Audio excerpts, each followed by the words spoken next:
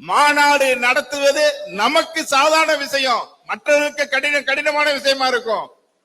இன்னைக்கு தமிழகத்தில் 3 மாதத்தில் ஒரு அரசியல் கட்சி 7 மாநாடுகளை நடத்தி இருக்கிறது என்றால் அது நமது மக்கள் முன்னேற்ற கழகம் தான்.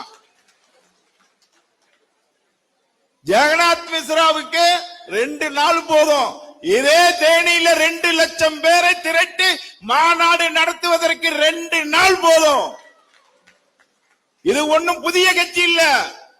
இங்க மேடையில உட்கார்ந்து இருக்கக்கூடிய ஒவ்வொரு தலைவர்களுமே 30 ஆண்டு காலம் 40 ஆண்டு காலம் அரசியல் அனுபவம் வாய்ந்த தலைவர்கள், சாதாரண தலைவர்கள் இல்ல. நமது மக்கள் முன்னேற்ற கழகத்தில் இருக்கக்கூடிய ஒவ்வொரு பொறுப்பாளர்களும் சாதாரணவர்கள் அல்ல.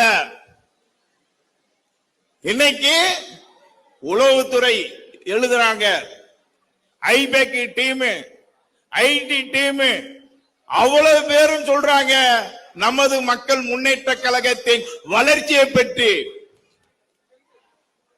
அதுதான் வளர்ச்சி. இன்னைக்கு சாதாரண வளர்ச்சியா?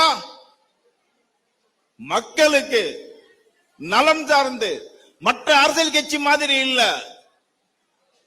நமது மக்கள் முன்னேற்ற கழகத்தில் இருக்கக்கூடிய அத்தனை தொண்டர்களுக்கும் உடல் ஆரோக்கியம், கல்வி மேம்பாடு, பொருளாதார மேம்பாடு அத்தனையும் கொடுக்கக்கூடிய ஒரு இயக்கம், ஒரு அரசியல் கட்சி தமிழகத்தில் இந்தியாவில் இருக்குது என்றால் அது நமது மக்கள் முன்னேற்ற கழகம் தான்.